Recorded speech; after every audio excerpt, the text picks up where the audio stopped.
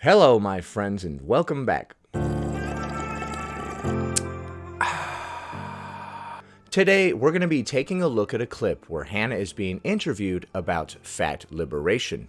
This is going to be a longer one, so strap yourself to the couch and get yourself a big cup of coffee. In order to give this the super serious attention that it deserves, we must apply comb to mustache. Oh yeah, at various points, I might start to just have an out-of-body experience during this thing, because it's longer than 5 minutes. So, just so you know, I might appear to be in some sort of coma when you look over at me. So don't be alarmed, I'm just filter feeding. Hello, confidant.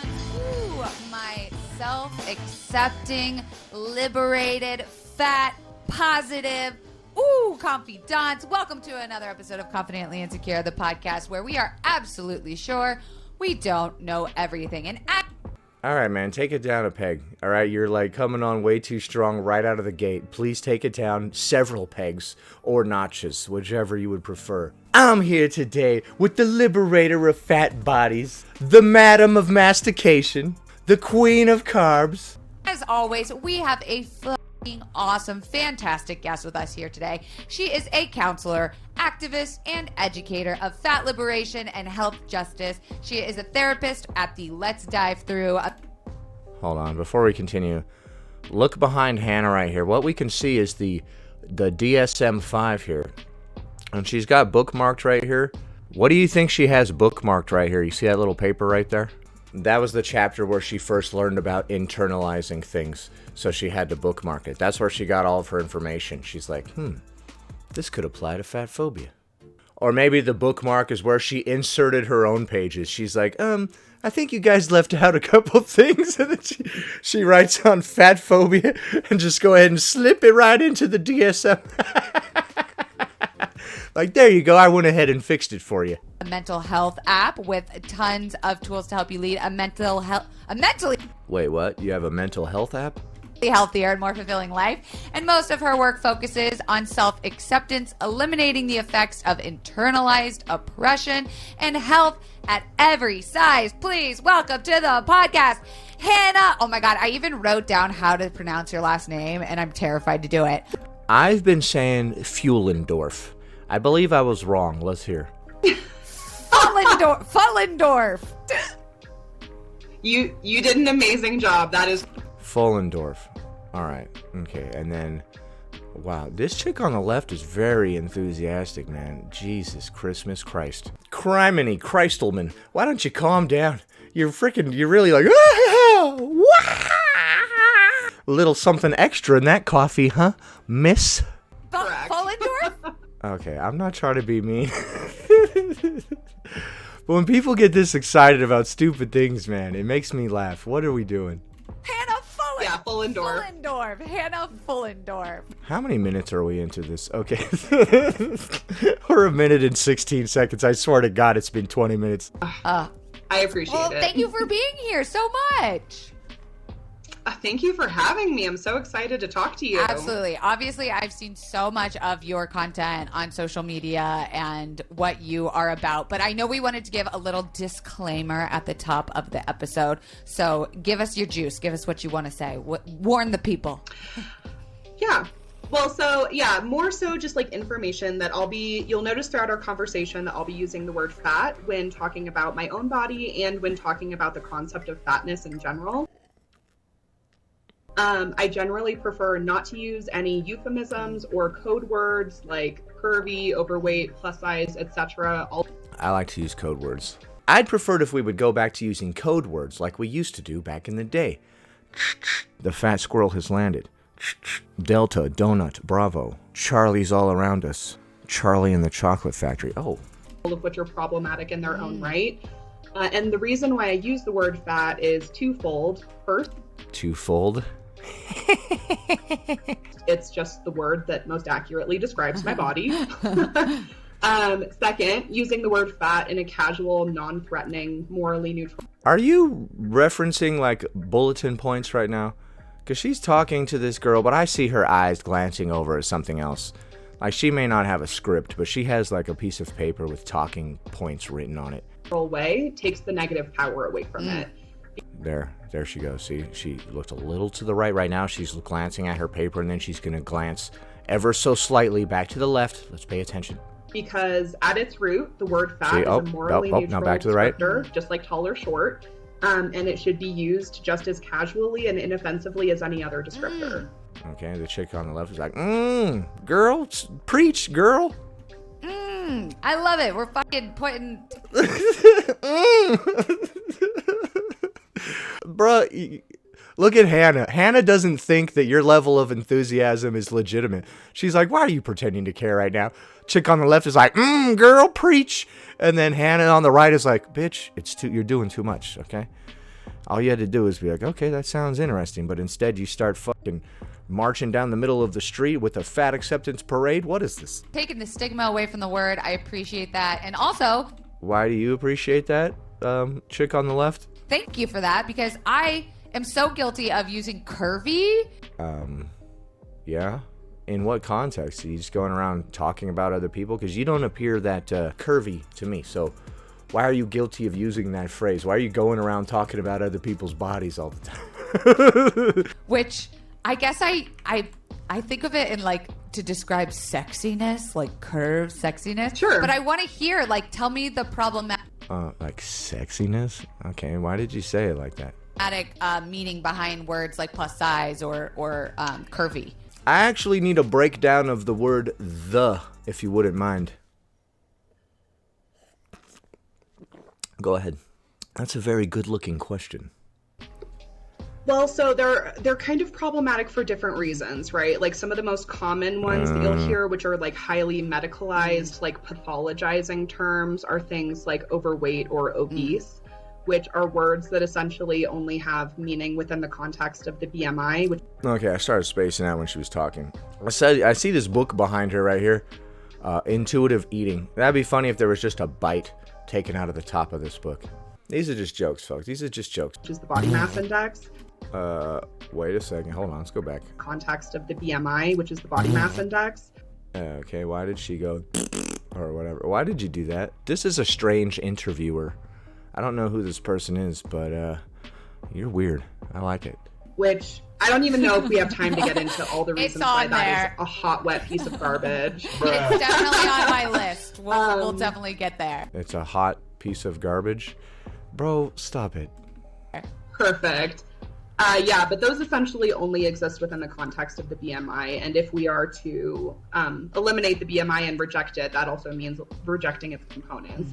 And those words are just inherently stigmatizing. You can reject whatever you want. I mean, that doesn't mean that it's not valid anymore. You get pulled over for a DUI and the cop is giving you all those tests where you have to walk on the line and follow the finger and stuff, and you're debating with him the legitimacy of them.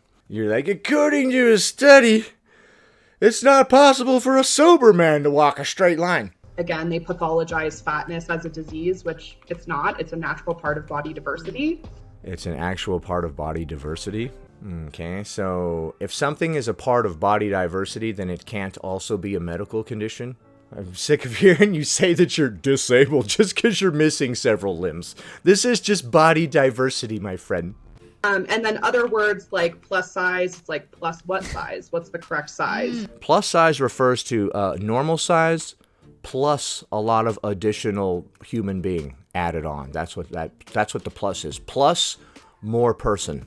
Kind of thing. It's, again, sort of just like stigmatizing again. This is reminding me of those hosts of food shows that get way too enthusiastic about food. This chick that's interviewing Hannah's like, she's hanging on every word, like, tell me more. Like, dude, I swear to God, there's no drugs on this planet that are strong enough that could make me pretend to care about what another human being is saying to that level. I'm sorry, I just don't care. If you were going to tell me the most deep, meaningful, crazy information that nobody could ever possibly know, you better spit it out within 10 seconds, bro, or I'm starting to freaking space out. They're like, bro, I have the secret to life, dog. The freaking, dude, I'm telling you, the thing is coming. All we have to do is, and I'm like, meow, meow, meow, meow, meow, meow, meow. Take it and tell the others. Wait, what? What were we talking about? We were talking about cats, right? We were talking about the Meow Mix commercial, right? Othering fatness, saying that it's not normal, which in fact it's extremely normal. And terms like curvy, again, are just sort of euphemisms. They're code words, right? And the Preach, girl. Tell it, girl. That's right. purpose of code words are to essentially navigate around using words that we think are bad, right? So When people are like, yo, she's curvy, she's plus size, she's living in a larger body. We're just saying those to be nice, you know? Fat people didn't come up with those terms to try to minimize their own condition. Thin people came up with those terms to try to not hurt the feelings of fat people. they just sort of send the message that like fatness is so bad that it's literally unspeakable.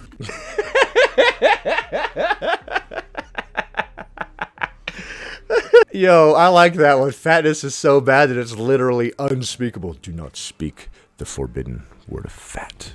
Use any word other than that. Well, should we call it the F word? It's the new F word, right? So we need to, exactly. Yeah. So we need to create these code words so that we can avoid the word fat. We need to tiptoe around the word fat. But since we are obese, we're not very good at tiptoeing. They still hear us coming. And that's why I love your page so much, is like, I swear Hannah looks annoyed. Look at her face. She looks annoyed with this other chick. This other chick is acting too enthusiastic about what Hannah is saying, and Hannah's annoyed. Like if you and I were talking, and I'm like, yeah, dude, so I play guitar. I started learning this new song. It was cool or whatever. And then you're like, oh, yeah, dude. Yeah, that would be freaking amazing, dude. And then you played the thing. Oh, my God, dude, that's great. And then I'm just like, yeah, yeah, it was pretty cool. Yeah. Like, you know, somebody is like overly enthusiastic in a fake way about the stuff that you're saying, and you can see right through it, and you're just like, yeah. So, anyway, I'm gonna go over there. I wrote this. Yeah, seriously, look at Hannah.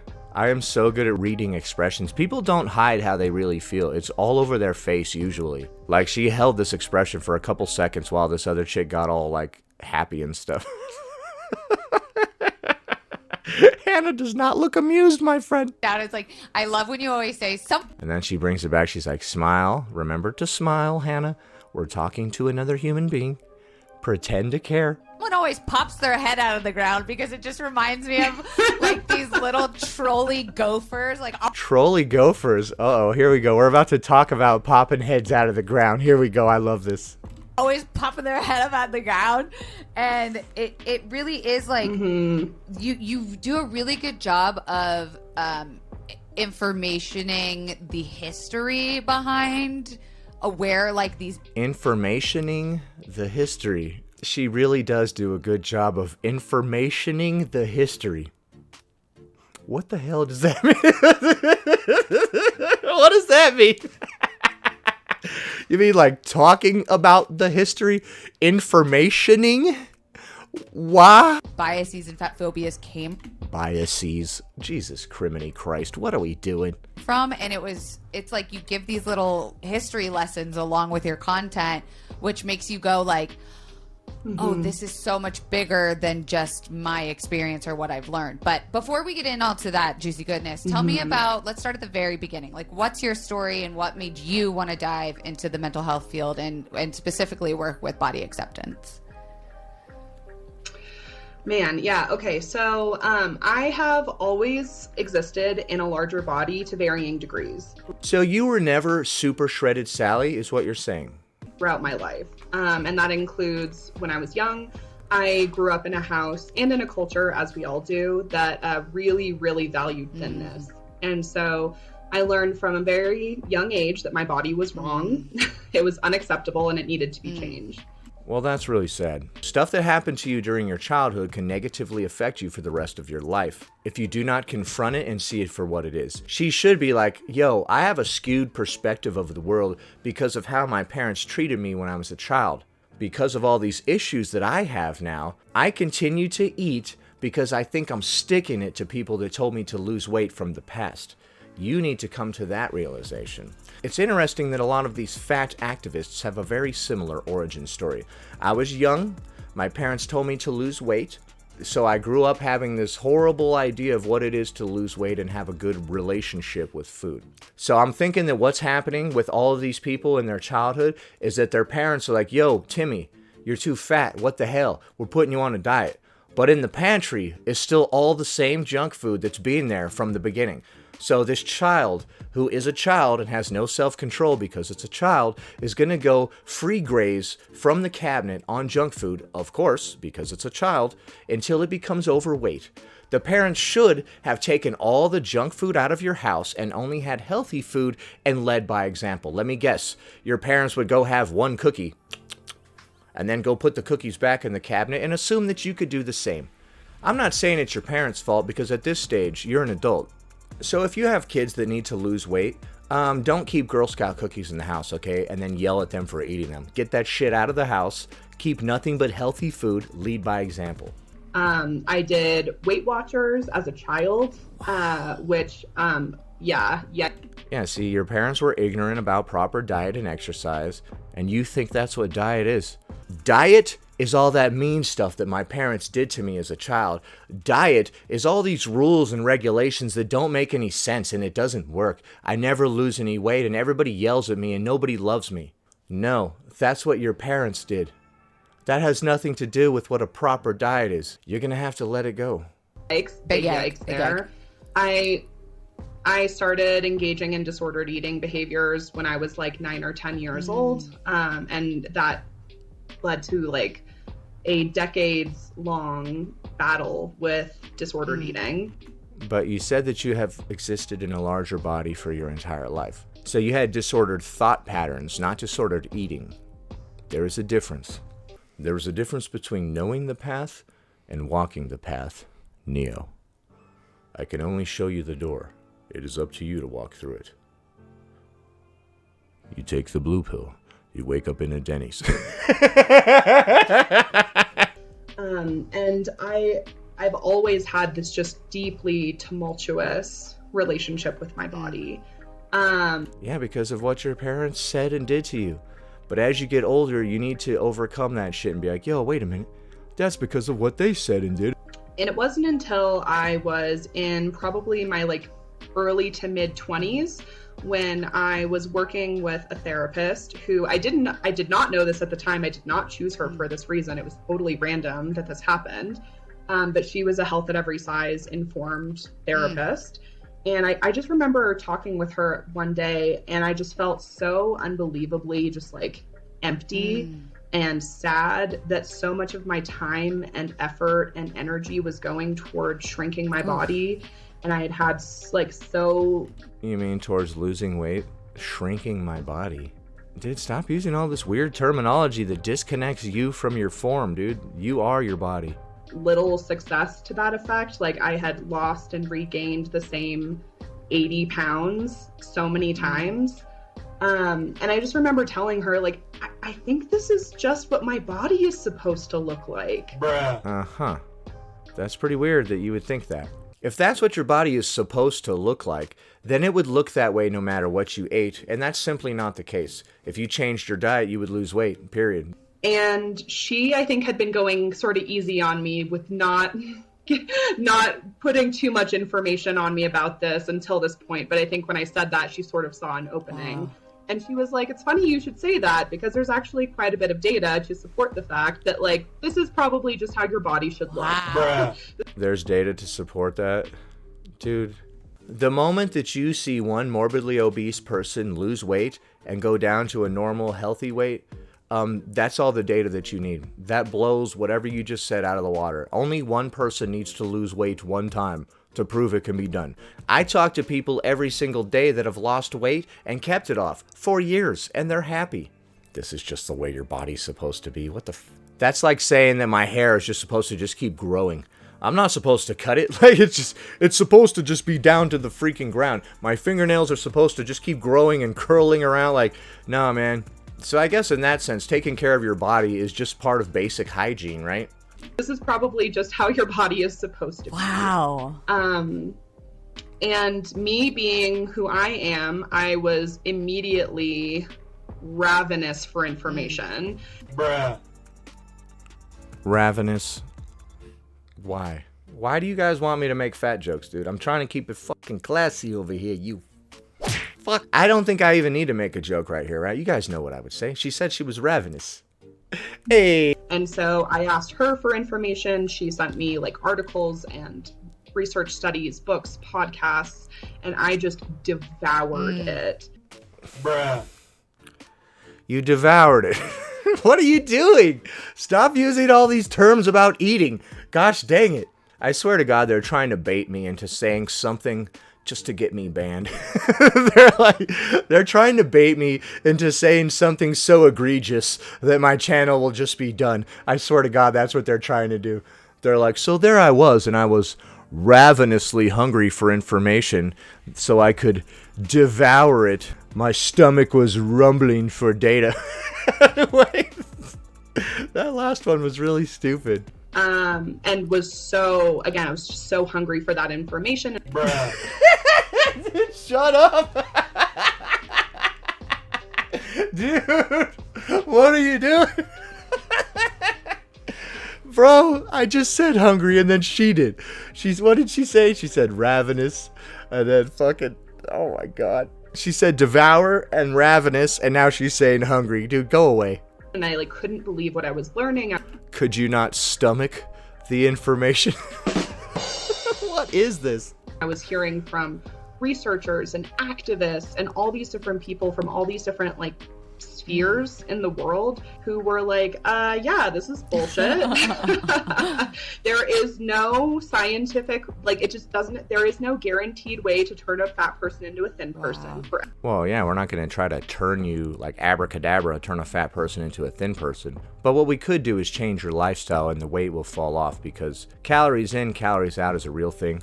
It's not possible for you to pack on excess energy in the form of adipose tissue if you weren't putting that excess energy into your mouth, chewing it, and digesting it. Ever. That's just not real. Weight loss is almost exclusively temporary. Bruh.